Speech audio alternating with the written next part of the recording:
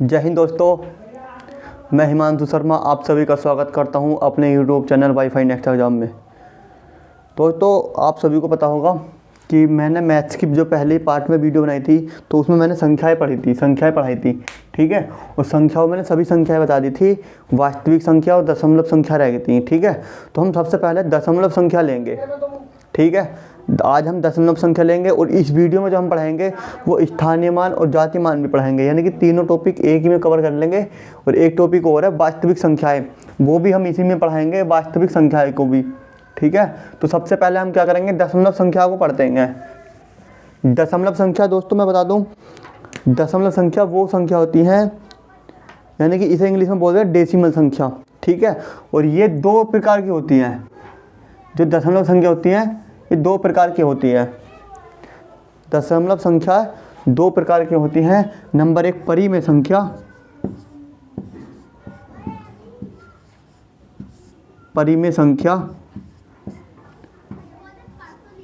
Number दो अपरिमेय संख्या।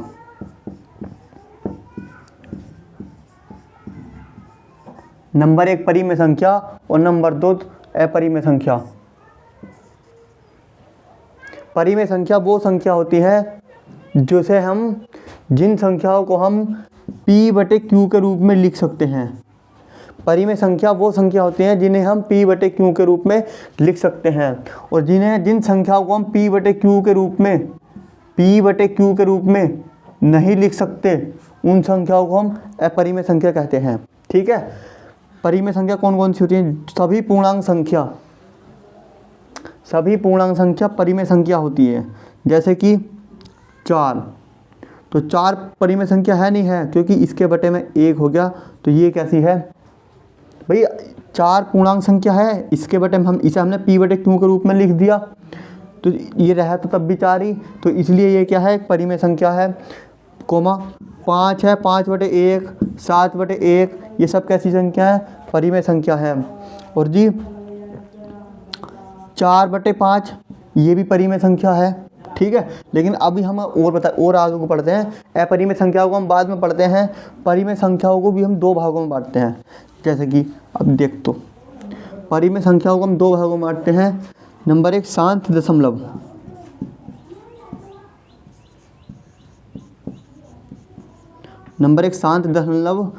Number दो अशांत दशमलव।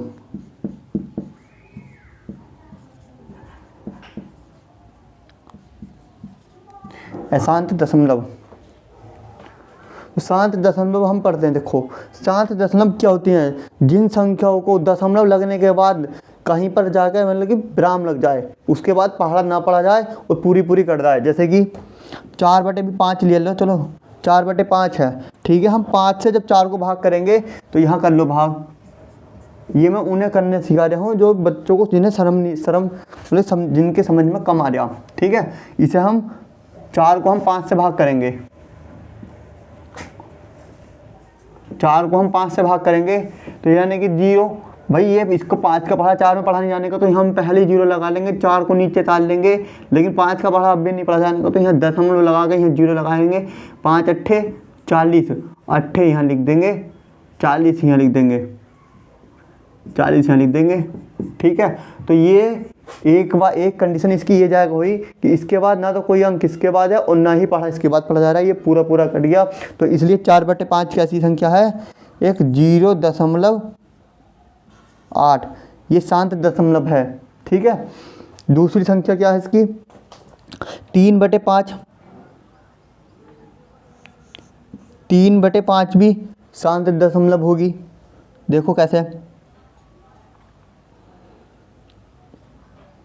10/2, 3/5, तो 5 का पढ़ा जब 3 में पढ़ेंगे तो 0.5 30। इसके बाद कोई अंक आया नहीं आया, तो ये भी शांत दशमलव है। एक एग्जाम्पल और लो इसका, 10/2, 10/4 लो। अब इससे एक एग्जाम्पल लेते हैं परिमेय शांत दशमलव का, 10/4, यानी कि 4 दूनी 8, कितना बचा?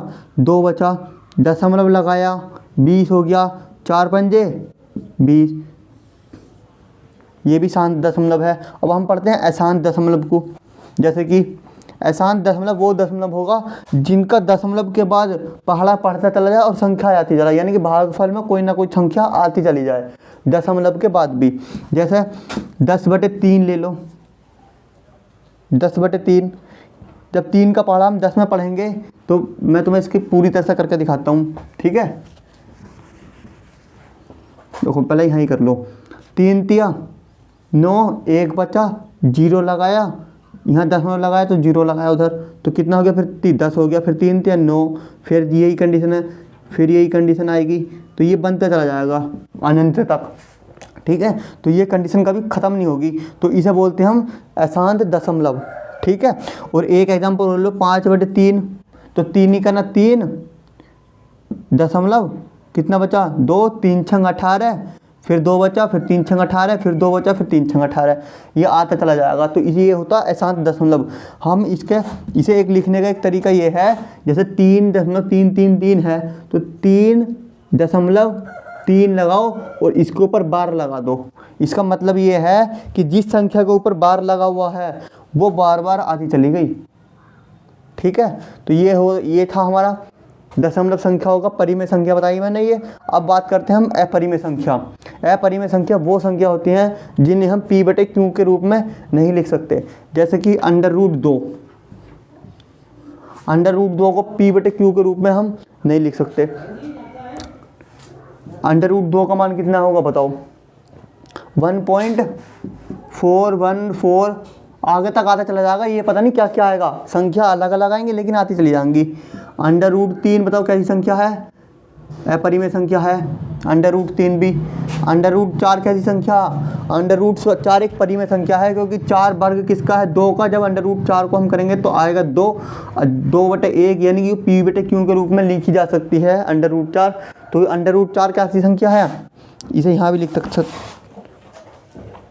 परिमेय संख्या में √4 लिख दो, आ जाएगा, सही है। लेकिन इसके अंदर नहीं आने का अपरिमेय संख्या। √5 आ जाएगा, √5 आ जाएगा अपरिमेय संख्या में, √6 आ जाएगा, √7 आ जाएगा, √8 आ जाएगा, 8। लेकिन √9 आएगा क्या, 9 √ में नहीं आने का, क्योंकि 9 का जो वर्ग होता है, 9 जो वर्ग है वो 3 का वर्ग है, और 3 को हम परिमेय संख्या के रूप में लिख सकते हैं, यानी कि p/q के रूप में लिख सकते हैं। तो 9 इसके अंदर नहीं आएगा। पाई बताओ, पाई आएगा क्या, पाई अपरिमेय संख्या होगी। इसे मिटा देता हूँ, सब कुछ साफ करता हूँ। पाई जो होगी वो अपरिमेय संख्या होगी, सही है। पाई अपरिमेय संख्या होगी। लेकिन अब क्या होगा कि पाई का मान तो 22/7 होगा। 22/7 जो होगा वो परिमेय होगा, 22/7 जो होगा वो परिमेय संख्या होगी। 22/7 जो होगी परिमेय संख्या होगी, क्योंकि मैं आपको बताऊं जो पाई का मान है वो 22/7 नहीं होता, पाई का मान लगभग ये होता है, लगभग होता है 22/7। एग्जैक्ट पाई का मान 22/7 नहीं होता, ठीक है। इसलिए जो पाई होगी, पाई अपरिमेय संख्या होगी, लेकिन 22/7 परिमेय संख्या होगी। उसमें भी क्या होगा, शांत दशमलव होगी या शांत दशमलव। 7 या 21, 1 बचा, 7 तिकना 7, फिर 3 बचा, 7 चौक 28, ये अशांत दशमलव आएगी, ठीक है। अशांत दशमलव 22/7। दोस्तों यही दशमलव संख्याएं थी। दशमलव संख्या हमेशा परिमेय संख्या और अपरिमेय संख्या दो तरह की होती हैं। अब आती है बात वास्तविक संख्याओं की।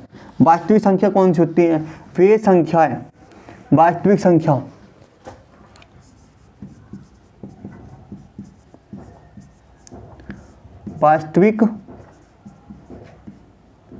वास्तविक संख्या वे संख्या होंगी जो परिमेय और अपरिमेय दोनों होंगी, जो संख्या परिमेय और अपरिमेय दोनों होंगी। चलो आप अपने नोट्स में लिख लो, मैं बोलता हूँ क्योंकि लिखने से वीडियो ज़्यादा लंबी हो जाएगी। वे संख्याएं जो परिमेय अपरिमेय दोनों होंगी, जैसे कि √5, 7/1, 0, 1, खुद 5 भी ऐसी होगी, ठीक है। 1/2 मान लो, चलो। और अब पढ़ते हैं हम स्थानीय मान और जातीय मान। सबसे पहले पढ़ते हैं हम स्थानीय मान, ठीक है। स्थानीय मान, चलो एक साथ पढ़ते हैं दोनों को। दोनों को कंपेयर करके पढ़ा दूंगा, स्थानीय मान और जातीय मान। हमारा दूसरा टॉपिक है स्थानीय मान और जातीय मान का। स्थानीय मान वही दूसरा होता है जातीय मान।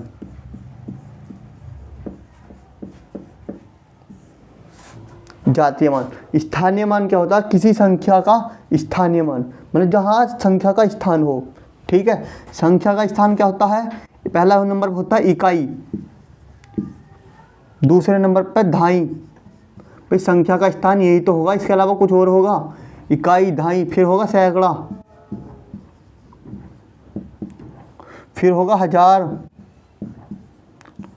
10,000, लाख, 10 लाख, करोड़, 10 करोड़, ही चलती रहे ऐसा। ठीक है, तो अब स्थानीय मान मतलब किसी संख्या का स्थानीय मान, मतलब कि जो कौन से स्थान पर है, ऐसी संख्या जो किस स्थान पर है। इकाई का मतलब गुणा 1, दहाई का मतलब गुणा 10, सैकड़े का मतलब गुणा 100, हजार का मतलब गुणा 1000, 10,000 का मतलब गुणा 10,000। अब मैं किसी संख्या का स्थानीय मान आपको निकाल के दिखाता हूँ और आप मैं सब मानता हूँ कि आप बिल्कुल एकदम अच्छे से सीख जाएंगे स्थानीय मान। स्थानीय मान वैसे तो बहुत कक्षा 3-4 क्लास में स्टार्ट हो जाता, लेकिन जो हम आज जो क्वेश्चन करेंगे वो एक अलग और एक स्टैंडर्ड लेवल पे क्वेश्चन होंगे। ठीक है, ये मैं आपको वैसे निकालना बेसिक से समझा रहा हूँ ताकि सबको बिल्कुल बेसिक से समझ में आ जाए, क्योंकि जो मैं इसके क्वेश्चन लूँगा वो एसएससी के फेवरेट क्वेश्चन होंगे। ठीक है, अब जैसे कि मान लो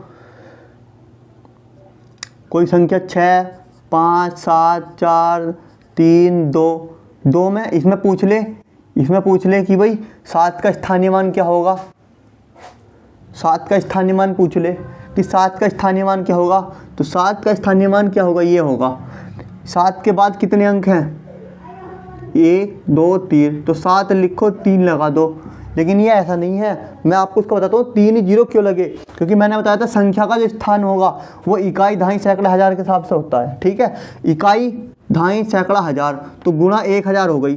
7 स्थान कितना हो गया? 7 गुणा 1000, तो कितना आ गया इसका? 7000। अगर हम 4 का निकालते तो 4 इकाई, दहाई, गुणा कितने हो जाती? दहाई के इकाई, दहाई, सैकड़ा, तो सैकड़े पे है तो इकाई, दहाई, सैकड़ा, सैकड़े से होगी इसकी गुणा, तो कितना हो गया? ये हो गया 400। तो अब जातीय मान क्या होता? जातीय मान होता है वही अंक 6, 5, 7,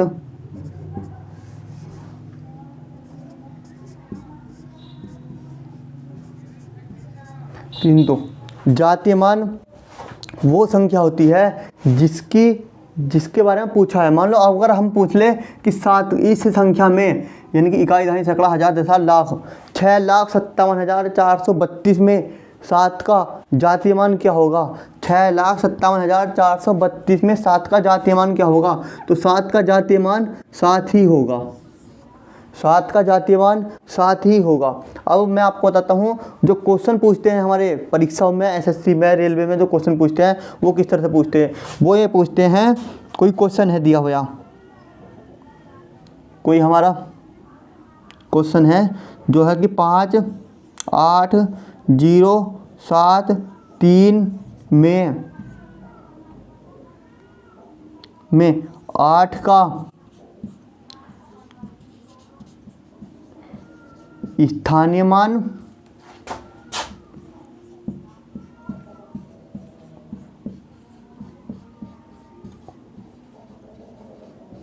और जातीय मान का अंतर, जातीय मान का अंतर पूछ लेगा। ठीक है, तो इसे हम कैसे करेंगे? इसमें 8 का स्थानीय और जातीय मान का अंतर पूछा, तो 8 का स्थानीय मान कितना होगा? 8 के बाद कितने जीरो लगाने? 1, 2, 3।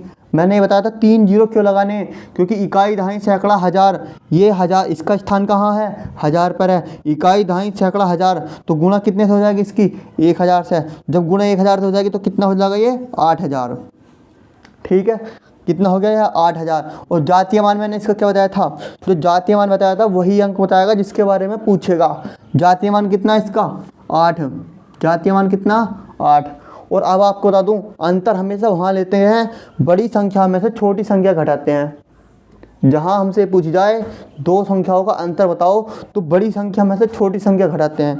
8 में से जब हम 8 घटा देंगे, 8000 में से जब हम 8 घटा देंगे तो कितना बचेगा? ये 7992 बचेगा। कितना बचेगा? ये 7992। तो इसका आंसर क्या हो गया? 7992, यानी कि 58,073 में 8 का स्थानीय और जातीय मान का अंतर पूछ रहा हमसे, तो कितना आ गया? 7992 आ गया। समझ में आ गया होगा आप सभी को। तो अब मैं इससे अगला क्वेश्चन लेता हूँ, जो एक क्वेश्चन लेता हूँ जो एसएससी में हुआ है। हाँ तो दोस्तों, अब हमारे सामने एक क्वेश्चन और है। ये मैंने थोड़ा सा इसका लेवल हाई कर दिया है शुरू में, तो मैं चाहता हूँ कि मैं मानता हूँ कि आपके समझ में आ गया होगा पहला वाला क्वेश्चन। तो ये देखो, ये है 8563.7432, यानी कि इसे 74321 बोलते हैं। दशमलव के बाद जितनी भी संख्या होंगी हम उन्हें क्या करेंगे? एक एक अंक करके बोलते हैं, ठीक है। मैं 7 के स्थानीय व जातीय मान का अंतर पूछ रहा। अब देखो इसमें 7 कहाँ आ गया? यह 8563.7432 है, तो दशमलव से पहले 7 है। दशमलव से पहले क्या है? 7 है। अब हमें इसका स्थानीय मान और जातीय मान निकालना। सबसे पहले तो हम इसका क्या करेंगे? जातीय मान ज्ञात करेंगे। इसका जो जातीय मान कितना होगा? जातीय मान होगा इसका 7। और जी स्थान कितना है इसका? स्थान है दशमलव से 1 पॉइंट पहले, यानी कि इसके दशमलव के बाद है ना, तो 7 लिख देंगे बटे कितना हो जाएगा? 10 बटे 10। ये मैं तुम्हें बिल्कुल बेसिक समझा रहा हूँ, क्योंकि दशमलव के बाद एक अंक है तो यहाँ भी 0 लगा दिया, एक। समझ लो, अगर यहाँ 4 की जगह यहाँ होता ये 7 तो एक 0 और लगा देते, यानी कि दशमलव के कितने संख्या के बाद है वो? एक, पहली संख्या दशमलव के बाद, तो गुणा कितने, भाग कितने होगी? 10 की। इसका मतलब ये है कि जो इसका जो मान आएगा 0.7 ही आएगा। ये तो मैंने तुम्हें समझाने के लिए बताया था। इसका जो स्थानीय मान होगा वो यही होगा, दशमलव के बाद की दोनों, मतलब कि दशमलव और 7 दोनों को मिलाकर क्या होगा? इसका जो होगा स्थानीय मान, ये होगा इसका स्थानीय मान। स्थानीय मान को इंग्लिश में प्लेस वैल्यू कहते हैं और जातीय मान को इंग्लिश में फेस वैल्यू, ठीक है। दशमलव को डेसिमल या पॉइंट बोलते हैं वैसे तो। अब हम 7 होगा। अब मैंने आपको बताया था इन दोनों संख्याओं में अंतर ज्ञात करना। स्थानीय मान और जातीय मान का हमें क्या करना? अंतर ज्ञात करना। अंतर ज्ञात करने के लिए हमें क्या करना होता? बड़ी संख्या में से छोटी संख्या घटा देते, यानी कि 7 माइनस इसे हम 0.7 लिखा तो कुछ गलत करा? कुछ भी गलत नहीं करा। घटाएंगे तो कितना आ जाएगा इसका? 6.3। घटाना तो आता होगा सबसे, ना आता हो तो अगली वाली वीडियो देखिए, सिखा दूंगा सबको उसमें भी, ठीक है। 6.3 कैसा आया? अरे भाई इसे पूरा 1 मान लो, ठीक है। जब 7 में से 1 कम होया तो 6 बचा, लेकिन हमने पूरा मानना था। 0.3 तो इसके अंदर ऐड है, तो 0.3 हमने यहाँ लिख दिया, ठीक है।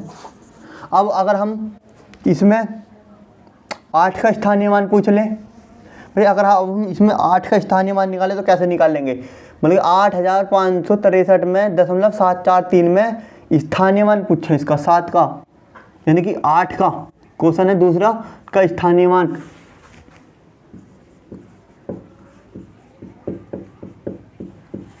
तो मैंने इस क्वेश्चन में चेंज कर दिया ये। अब बताओ 8563.7432 में 32 में 8 का स्थानीय मान क्या होगा?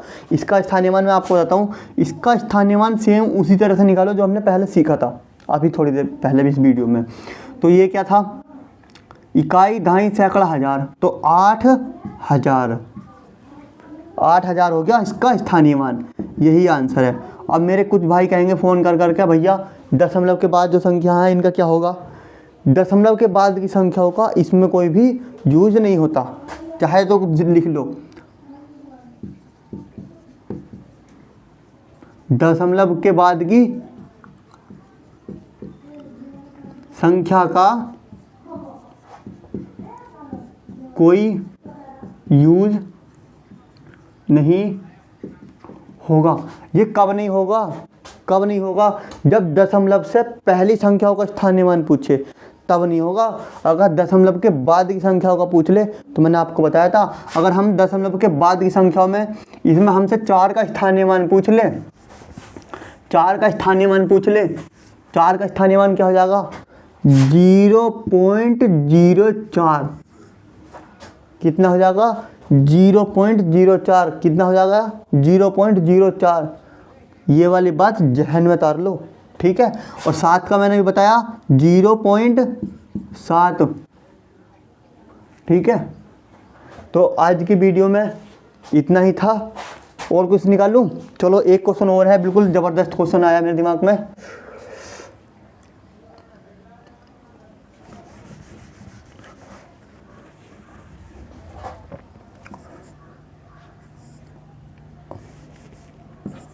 आठ 5 0 6 3 में 0 का स्थानीय मान क्या होगा? 0 का स्थानीय मान बताओ कितना होगा? अब मैं आपको बताऊं 0 का स्थान कितना है? इकाई, दहाई, सैकड़ा। इकाई, दहाई, सैकड़ा कितने पे है? यहाँ एक संख्या और लगाओ, चाहे सवाल बड़ा करो थोड़ा। इकाई, दहाई, सैकड़ा। छोड़ो, फिर निकालोगे कि जना होने ना था क्या। अब देखो इकाई, दहाई, सैकड़ा तो कितने पे है? सैकड़े का मतलब मैंने आपको क्या बताया था? इकाई, दहाई, सैकड़ा। सैकड़ा हो गया 100 पे, ठीक है। सैकड़ा कितने होता है? 100 पे। क्योंकि देखो इकाई, दहाई, सैकड़ा, इसकी हम गुणा 0 से करेंगे तो कितना आएगा? स्थान कितना इसका? 0। इसकी गुणा हम कितने से करेंगे? 0 से, तो इसका स्थानीय मान कितना आ जाएगा? 100 आ जाएगा। 8500, यानी कि इकाई, दहाई, सैकड़ा, 1000, 10,000, ये 85,063 है। 85,063 में हम 0 का स्थानीय मान पूछेंगे तो कितना जाएगा? 0 का स्थानीय मान 100 आएगा, ठीक है। और इसका जातीय मान क्या होगा? 0 का जातीय मान हमेशा 0 होगा। 0 का जातीय मान 0 होगा। स्थानीय मान वहाँ होगा जिस संख्या पर पारी होगी। इकाई, दहाई, सैकड़ा, तो सैकड़े पारी, सैकड़े का मतलब 100। अगर 0 यहाँ होता तो 1000 हो जाता, यहाँ होता तो 10,000 हो जाता, ठीक है। तो आज की वीडियो में मैं तीनों टॉपिक कवर करा दिए हैं, जिसमें मैं समझता हूँ कि आप सभी को बिल्कुल अच्छे से समझ में आ गया होगा। और ना आया हो तो वीडियो को दोबारा देखो। और हाँ, मैं हर एक वीडियो में ये वाली बात बोलता हूँ कि आप सभी जहाँ भी यूट्यूब पे ऑनलाइन पढ़ो तो वहाँ आप एक अपना छोटा नोट्स जरूर बनाओ, ठीक है। अपने एक छोटा नोट्स बनाओ और उस नोट्स में अपनी कॉन्सेप्ट लिखो। और उस नोट्स के बाद आप अपने किसी छोटे बहन भैया को सिखाओ। अगर आप उन्हें सिखा देते हो अच्छे से तो समझो कि आप सीख गए हो, ठीक है दोस्तों। तो आज के लिए इतना ही बहुत है। अगर वीडियो पसंद आई हो तो लाइक करें, चैनल को सब्सक्राइब करें, ठीक है। जय हिंद दोस्तों, थैंक यू।